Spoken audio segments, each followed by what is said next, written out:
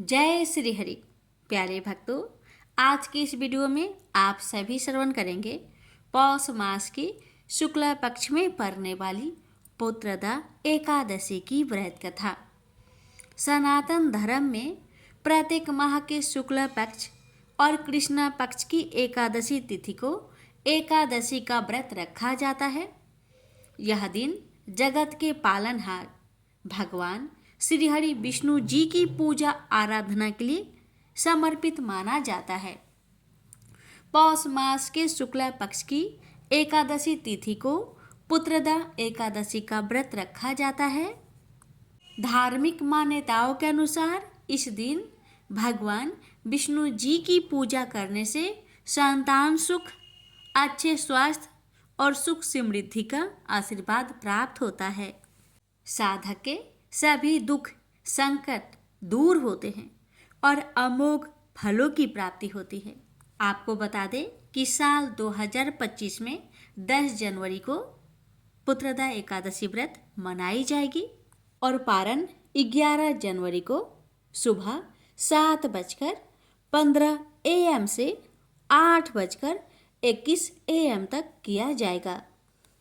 इस दिन सुबह सूर्योदय से पहले उठकर स्नान करें और साफ कपड़े पहने। पूजा घर में गंगा जल छिड़ककर भगवान विष्णु की मूर्ति या तस्वीर को चौकी पर पीले कपड़े बिछाकर स्थापित करें।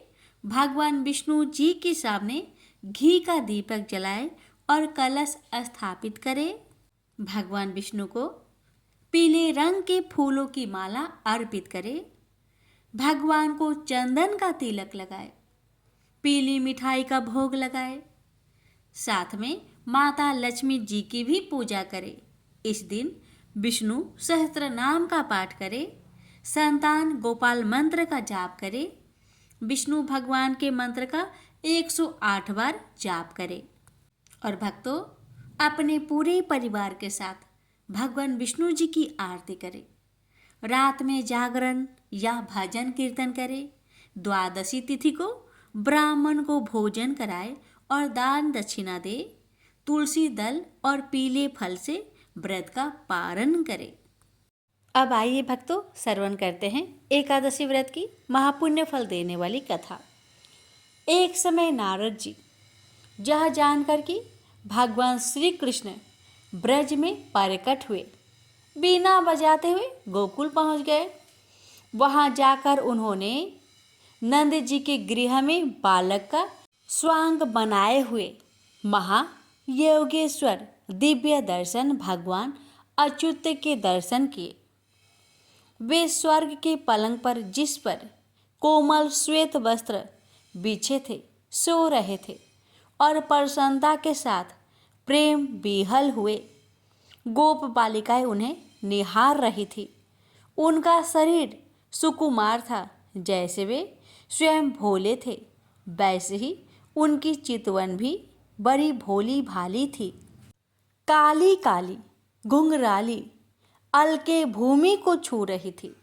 वे बीच बीच में थोड़ा सा हंस देते थे जिससे 2 दांत झलक पड़ते थे।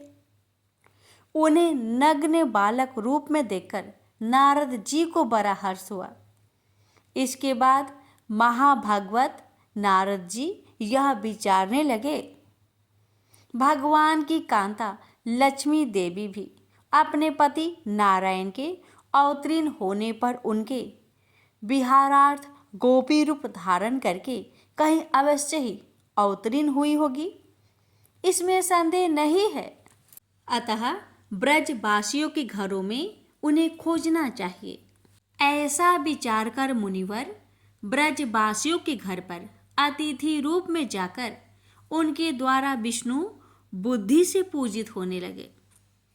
उन्होंने भी गोपों का नंद नंदन में उत्कृष्ट प्रेम देखकर मन ही मन सबको प्रणाम किया। तदंतर वे नंद के मित्र महात्मा भानु के घर पर गए। उन्होंने उनकी विधिवत पूजा की। तब महामुनि नारद जी ने उनसे पूछा, साधो, तुम अपनी धार्मिकता के कारण विख्यात हो, क्या तुम्हें कोई सुयोग पुत्र अथवा सुलक्षणा कन्या है, जिससे तुम्हारी कृति समस्त लोगों को व्यक्त कर सके। मुनिवर के ऐसा कहने पर भानु ने पहले तो अपने महान तेजस्वी पुत्र को लाकर उससे नारद जी को प्रणाम कराया। तदंतर अपनी कन्या को दिखाने के लिए नारद जी को घर के अंदर ले गए। गृह में प्रवेश कर उन्होंने पृथ्वी पर लेटती हुई नन्ही सी दिव्य बालिका को गोद में उठा लिया। उस समय उनका चित्त स्नेह से विहल हो रहा था। कन्या के अदृष्ट तथा अश्रुतपूर्व अद्भुत स्वरूप को देखकर नारद जी मुग्ध हो गए और 2 मुहूर्त तक एकटक निहारते रहे और महान आश्चर्य में पड़ गए। फिर मुनि ने मन में इस प्रकार विचारा कि मैंने स्वच्छतकारी होकर समस्त लोकों में भ्रमण किया, पर ऐसी अलौकिक कन्या कहीं भी नहीं देखी जिसके रूप से चराचर जगत मोहित हो जाता है। उस महामाया भगवती गिरिजाराज कुमारी को भी मैंने देखा है, वह भी इसकी शोभा को नहीं पा सकती। लक्ष्मी, सरस्वती, कांति और विद्या आदि देवियां इसकी छाया को भी स्पर्श नहीं कर सकती। अतः इसके तत्व को जानने की शक्ति मुझ में किसी तरह नहीं है। अन्य जन भी प्राय इस हरि वल्लभा को नहीं जानते।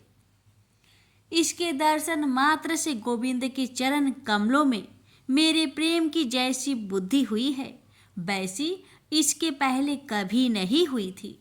ऐसा विचार कर मुनि ने गोप प्रवर भानु को कहीं अन्यत्र भेज दिया और एकांत स्थान में वे उस दिव्य रूपिणी कन्या की स्तुति करने लगे। स्तुति करने के बाद नेत्रों से अश्रु बहाते हुए बड़े ही विनय युक्त स्वर में बोले, हे हरि वल्लभे, तुम्हारे इस पूजनीय दिव्य स्वरूप को देखना चाहता हूँ, जिससे नंद नंदन श्री कृष्ण मुग्ध हो जाएंगे। मातेश्वरी, तुम शरणागत तथा परनत भक्त के लिए दया करके तुम अपना स्वरूप प्रकट कर दो। यो निवेदन करके नारद जी ने तदप्रीत चित्त से उस महानंदमयी परमेश्वरी को नमस्कार किया और भगवान गोविंद की स्तुति करते हुए वे उस देवी की ओर ही देखते रहे। जिस समय वे श्री कृष्ण नाम कीर्तन कर रहे थे, उसी समय भानुसुता ने 14 वर्षीय परम लावण्यमयी अत्यंत मनोहर दिव्य रूप धारण कर लिया।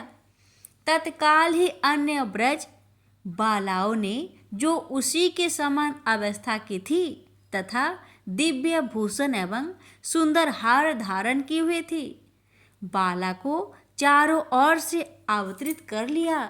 उस समय बालिका की सखिया उसके चरणोदक की बूंदों से मुनि को सींचकर कृपा पूर्वक बोली, महाभाग मुनिवर, वस्तुतः आपने ही भक्ति के साथ भगवान की आराधना की है, क्योंकि इस रूप के दर्शन तो ब्रह्मा आदि देवताओं को भी दुर्लभ है।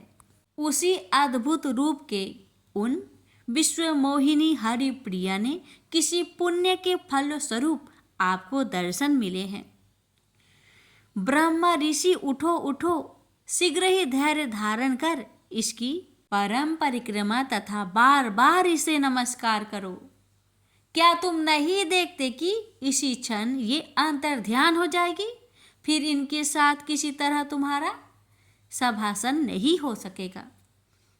उन प्रेम विहल सखियों के वचन सुनकर नारद जी ने 2 मुहूर्त तक उस सुंदरी बाला की प्रदक्षिणा करके साष्टांग प्रणाम किया। उसके बाद भानु को बुलाकर कहा, तुम्हारी पुत्री का प्रभाव बहुत बड़ा है, देवता भी इसका महत्व नहीं जान सकते। जिस घर में इनका चरण चिन्ह है, वहाँ साक्षात भगवान नारायण निवास करते हैं और समस्त सिद्धियों सहित लक्ष्मी भी वहाँ रहती है। आज से संपूर्ण आभूषणों से भूषित इस सुंदर कन्या की महादेवी के समान यतन पूर्वक घर में रक्षा करो। ऐसा कहकर नारद जी हरि गुण गाते हुए चले गए। प्रेम से बोलिए श्री कृष्ण भगवान की जय, राधा रानी की जय। महाराज युधिष्ठिर ने पूछा, हे भगवान, आपने सफला एकादशी का महात्म्य बताकर बड़ी कृपा की। अब कृपा करके यह बतलाए कि पौष शुक्ल एकादशी का क्या नाम है, उसकी विधि क्या है और उसमें कौन से देवता का पूजन किया जाता है। भक्तवत्सल भगवान श्री कृष्ण बोले, हे राजन, इस एकादशी का नाम पुत्रदा एकादशी है। इसमें भी नारायण भगवान की पूजा की जाती है। इस चर और अचर संसार में पुत्रदा एकादशी के व्रत के समान दूसरा कोई व्रत नहीं। इसके पुण्य से मनुष्य तपस्वी, विद्वान और लक्ष्मीवान होता है। इसकी मैं एक कथा कहता हूँ, सो तुम ध्यान पूर्वक सुनो। भद्रावती नामक नगरी में सुकेतु मान नाम का एक राजा राज्य करता था। उसके कोई पुत्र नहीं था। उसकी स्त्री का नाम सभ्या था। वह निपुत्री होने के कारण सदैव चिंतित रहा करती थी। राजा के पितर भी रो रो कर पिंड लिया करते थे और सोचा करते थे कि इसके बाद हमको कौन पिंड देगा। राजा को भाई, बांधव, धन, हाथी, घोड़े, राज्य और मंत्री, इन सब में से किसी से भी संतोष नहीं होता था। वह सदैव यही विचार करता था कि मेरे मरने के बाद मुझको कौन पिंडदान करेगा। बिना पुत्र के पितरों और देवताओं का ऋण मैं कैसे चुका सकूंगा। जिस घर में पुत्र न हो उस घर में सदैव अंधेरा ही रहता है। इसलिए पुत्र उत्पत्ति के लिए प्रयत्न करना चाहिए। जिस मनुष्य ने पुत्र का मुख देखा है वह धन्य है। उसको इस लोक में यश और परलोक में शांति मिलती है, अर्थात उनके दोनों लोक सुधर जाते हैं। पूर्व जन्म के कर्म से ही इस जन्म में पुत्र, धन आदि प्राप्त होते हैं। राजा इसी प्रकार रात दिन चिंता में लगा रहता था। एक समय तो राजा ने अपने शरीर को त्याग देने का निश्चय किया, परंतु आत्माघात को महान पाप समझकर उसने ऐसा नहीं किया। एक दिन राजा ऐसा ही विचार करता हुआ अपने घोड़े पर चढ़कर वन को चल दिया तथा पंछियों और वृक्षों को देखने लगा। उसने देखा कि वन में मृग, व्याघ, सुअर, सिंह, बंदर, सर्प आदि सब भ्रमण कर रहे थे। हाथी अपने बच्चों और हथनियों के बीच घूम रहा है। इस वन में कहीं तो गीदड़ अपने कर्कश स्वर में बोल रहे हैं, कहीं उल्लू ध्वनि कर रहे हैं। वन के दृश्यों को देखकर राजा सोच विचार में लग गया। इसी प्रकार आधा दिन बीत गया।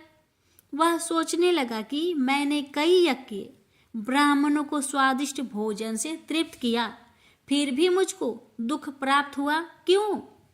राजा प्यास के मारे अत्यंत दुखी हो गया और पानी की तलाश में इधर उधर फिरने लगा। थोड़ी दूर पर राजा ने एक सरोवर देखा। उस सरोवर में कमल खिले थे तथा सारस, हंस, मगरमच्छ आदि विहार कर रहे थे। उस सरोवर के चारों तरफ मुनियों के आश्रम बने हुए थे। उसी समय राजा के दाहिने अंग फरकने लगे। राजा शुभ शकुन समझकर घोड़े से उतरकर मुनियों को दंडवत प्रणाम करके बैठ गया। राजा को देखकर मुनियों ने कहा, हे राजन, हम तुमसे अत्यंत प्रसन्न हैं। तुम्हारी क्या इच्छा है सो कहो। राजा ने पूछा, महाराज आप कौन हैं और किस लिए यहाँ आए हैं, कृपा करके बतलाइए। मुनि कहने लगे कि हे राजन, आज संतान देने वाली पुत्रदा एकादशी है। हम लोग विश्वदेव हैं और इस सरोवर में स्नान करने के लिए आए हैं। यह सुनकर राजा कहने लगा कि महाराज मेरे भी कोई संतान नहीं है। यदि आप मुझ पर प्रसन्न हैं तो एक पुत्र का वरदान दीजिए। मुनि बोले, हे राजन, आज पुत्रदा एकादशी है, आप अवश्य ही इसका व्रत करें।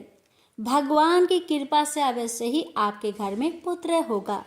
मुनि के वचनों को सुनकर राजा ने उसी दिन एकादशी का व्रत किया और द्वादशी को उसका पारण किया। इसके पश्चात मुनियों को प्रणाम करके महल में वापस आ गया। कुछ समय बीतने के बाद रानी ने गर्भ धारण किया और 9 महीने के पश्चात उनके एक पुत्र हुआ। वह राजकुमार अत्यंत शूरवीर, यशस्वी और प्रजापालक हुआ। श्री कृष्ण बोले, हे राजन, पुत्र की प्राप्ति के लिए पुत्रदा एकादशी का व्रत करना चाहिए। जो मनुष्य इस महात्म्य को पढ़ता या सुनता है उसे अंत में स्वर्ग की प्राप्ति होती है। प्रेम से बोलिए जय श्री हरि। एक राजा था, उसके राज्य में प्रजा सुखी थी। एकादशी को कोई भी अन्न नहीं बेचता था, सभी फलाहार करते थे। एक बार भगवान विष्णु ने राजा की परीक्षा लेनी चाहिए।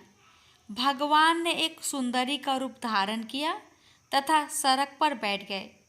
तभी राजा उधर से निकला और सुंदरी को देख चकित रह गया। उसने पूछा, हे सुंदरी, तुम कौन हो और इस तरह यहाँ क्यों बैठी हो? तब सुंदर स्त्री बने भगवान बोले, मैं निराश्रिता हूँ। नगर में मेरा कोई जाना पहचाना नहीं है, किससे सहायता मांगू? राजा उसके रूप पर मोहित हो गया। वह बोला, तुम मेरे महल में चलकर मेरी रानी बनकर रहो। सुंदरी बोली, मैं तुम्हारी बात मानूंगी, पर तुम्हें राज्य का अधिकार मुझे सौंपना होगा। राज्य पर मेरा पूर्ण अधिकार होगा। मैं जो भी बनाऊंगी तुम्हें खाना होगा। राजा उसके रूप पर मोहित था, अतः उसकी सभी शर्तें स्वीकार कर ली। अगले दिन एकादशी थी। रानी ने हुक्म दिया कि बाजारों में अन्य दिनों की तरह अन्न बेचा जाए। उसके घर में मांस मछली आदि पकाए तथा परोसकर राजा से खाने के लिए कहा। यह देखकर राजा बोला, रानी, आज एकादशी है, मैं तो केवल फलहार ही करूँगा। तब रानी ने शर्त की बात याद दिलाई और बोली, या तो खाना खाओ, नहीं तो मैं बड़े राजकुमार का सिर काट दूंगी।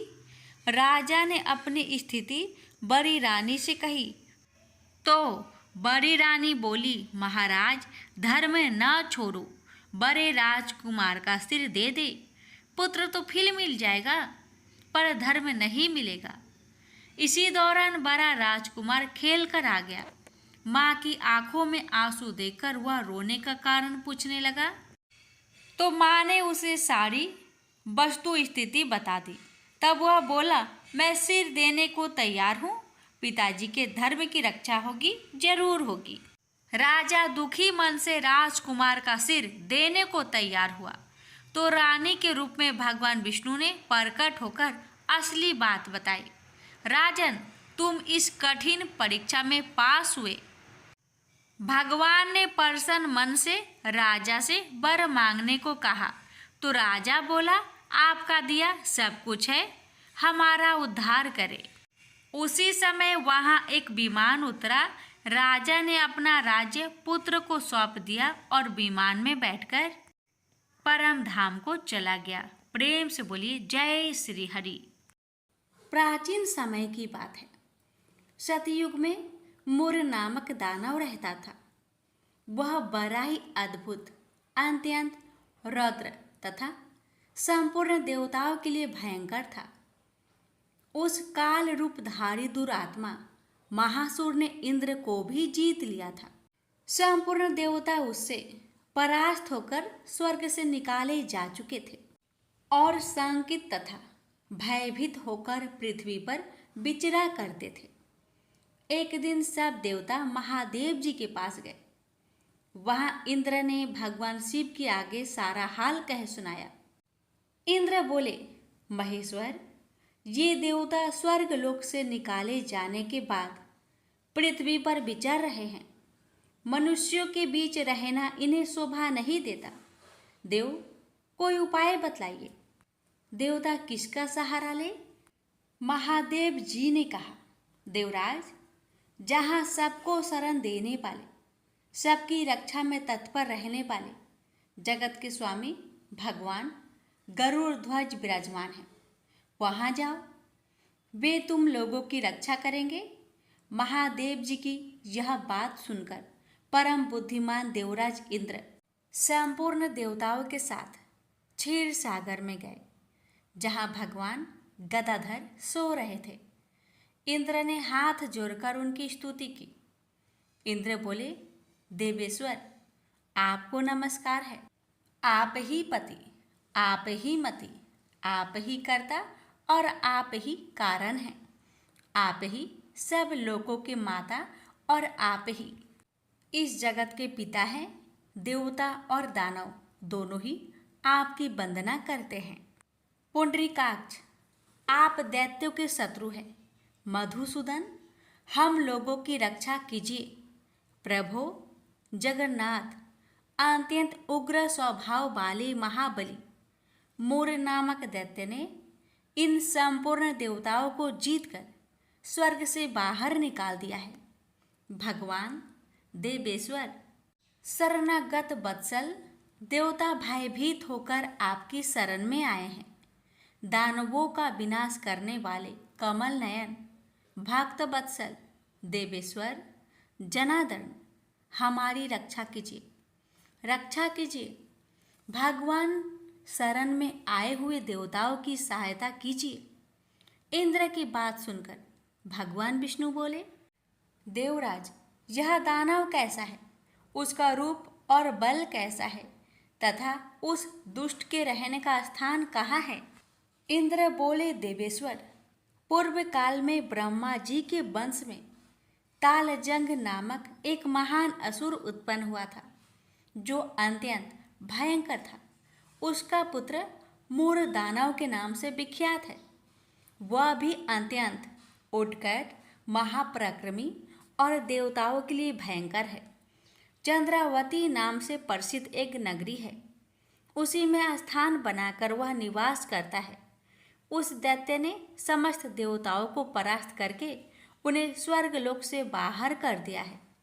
उसने एक दूसरे ही इंद्र को स्वर्ग के सिंहासन पर बैठाया है। अग्नि, चंद्रमा, सूर्य, वायु तथा वरुण भी उसने दूसरे ही बनाए हैं। जनार्दन, मैं सच्ची बात बता रहा हूँ, उसने सब कोई दूसरे ही कर लिए हैं। देवताओं को तो उसने उनके प्रत्येक स्थान से वंचित कर दिया है। इंद्र की यह बात सुनकर भगवान जनार्दन को बड़ा क्रोध आया। उन्होंने देवताओं को साथ लेकर चंद्रावती नगर में प्रवेश किया। भगवान गदाधर ने देखा कि दैत्यराज बारंबार गर्जना कर रहा है और उससे परास्त होकर संपूर्ण देवता दसों दिशाओं में भाग रहे हैं। अब वह दानव भगवान विष्णु को देखकर बोला, खड़ा रह, खड़ा रहा। उसकी यह ललकार सुनकर भगवान के नेत्र क्रोध से लाल हो गए। वे बोले, अरे दुराचारी दानव, मेरी इन भुजाओं को देख। यह कहकर श्री विष्णु ने अपने दिव्य बाणों से सामने आए हुए दुष्ट दानव को मारना आरंभ किया। दानव भय से विहल हो उठे। पांडुनंदन, तत्पश्चात श्री विष्णु ने दैत्य सेना पर चक्र का प्रहार किया। उससे छिन्न भिन्न होकर सैकड़ों योद्धा मौत के मुख में चले गए।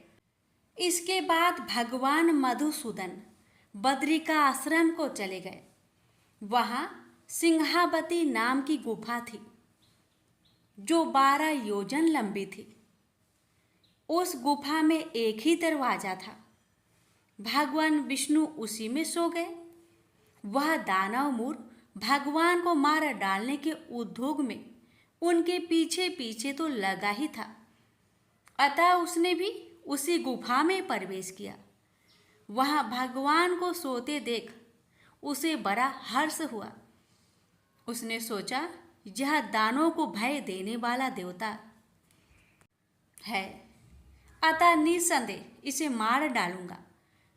दानव के इस प्रकार विचार करते ही भगवान विष्णु के शरीर से एक कन्या प्रकट हुई, जो बड़ी ही रूपवती, सौभाग्यशालिनी तथा दिव्य अस्त्र शस्त्रों से सुसज्जित थी। वह भगवान के तेज के अंश से उत्पन्न हुई थी। उसका बल और पराक्रम महान था। दानवराज मुर ने उस कन्या को देखा। कन्या ने युद्ध का विचार करके दानव के साथ युद्ध के लिए याचना की। युद्ध छिड़ गया। कन्या सब प्रकार की युद्ध कला में निपुण थी। वह मोर नामक महान असुर उसके हुक्कार मात्रा से राख का ढेर हो गया। दानव के मारे जाने पर भगवान जाग उठे। उन्होंने दानव को धरती पर इस प्रकार निष्प्राण पड़ा देखकर कन्या से पूछा, मेरा यह शत्रु अत्यंत उग्र और भयंकर था, किसने इसका वध किया है? कन्या बोली, स्वामिन, आपके ही प्रसाद से मैंने इस महादैत्य का वध किया है। श्री भगवान ने कहा, कल्याणी, तुम्हारे इस कर्म से तीनों लोकों के मुनि और देवता आनंदित हुए हैं। अतः तुम्हारे मन में जैसी इच्छा हो उसके अनुसार मुझसे कोई वर मांग लो। देव दुर्लभ होने पर भी वह वर मैं तुम्हें दूंगा, इसमें तनिक भी संदेह नहीं है। वह कन्या साक्षात एकादशी ही थी। उसने कहा, प्रभु, यदि आप प्रसन्न हैं तो मैं आपकी कृपा से सब तीर्थों में प्रधान, समस्त विघ्नों का नाश करने वाली तथा सब प्रकार की सिद्धि देने वाली देवी हूँ। जनार्दन, जो लोग आप में भक्ति रखते हुए मेरे दिन को उपवास करेंगे उन्हें सब प्रकार की सिद्धि प्राप्त हो। माधव, जो लोग उपवास, नक्त भोजन अथवा एक भुक्त करके मेरे व्रत का पालन करें उन्हें आप धन, धर्म और मोक्ष प्रदान कीजिए। श्री विष्णु बोले, कल्याणी, तुम जो कुछ कहती हो वह सब पूर्ण होगा। प्रेम से बोलिए, एकादशी माता की जय।